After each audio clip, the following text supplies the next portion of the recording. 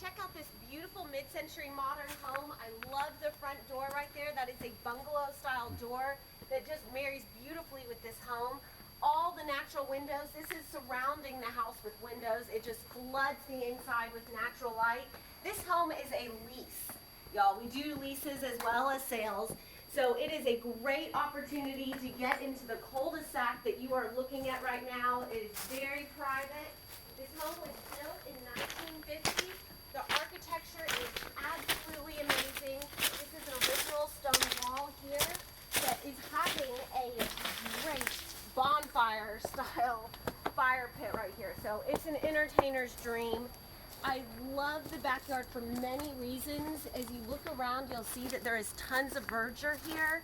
We are on a almost half acre of land in Barton Hills. That's incredible. But they really have it like spilling into the xeriscape that is the backyard and the front yard as well. So you have the mix of both worlds. So this is a very interesting structure. It was created by a very fine architect. His name was Spranger, last name Spranger. And the living room shows off that mid-century modern feel that was so prevalent in the 70s and still is stunning today. As Diane mentioned, all of the windows are everywhere. They're tall. We even have windows up at the top. Some interesting stonework over here. I guess the stone chimney really is the anchor of this entire structure. The kitchen is reasonably sized, and also there's a couple bedrooms in here. This is a 3-bedroom, 2-bath home. You have access to outdoors. New appliances. I really like this too. It's narrow, but it's still as tall as you would. I've never seen that before. It's pretty cool, but if you check out the bedrooms, you'll see that it is a result of its time. And there's also that super cool little room over there. And Diane mentioned we're in Barton Hills. This is a pretty hot little neighborhood.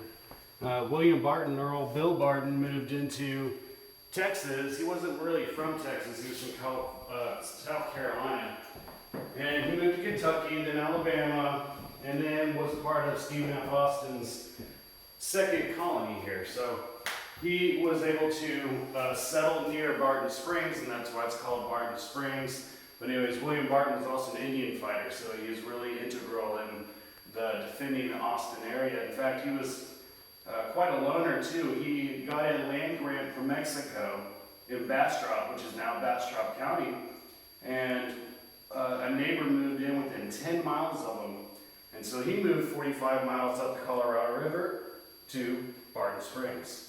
Pretty interesting little fact about how this little neighborhood has come to be, but it is also one of the finest neighborhoods. We're just south of downtown, moments from downtown, Zilker Park, and you couldn't get a better deal. This is a lease. It's $3,500. If you would like to get a hold of this property, I highly recommend it. It's absolutely stunning. It's serene, has history, a good vibe.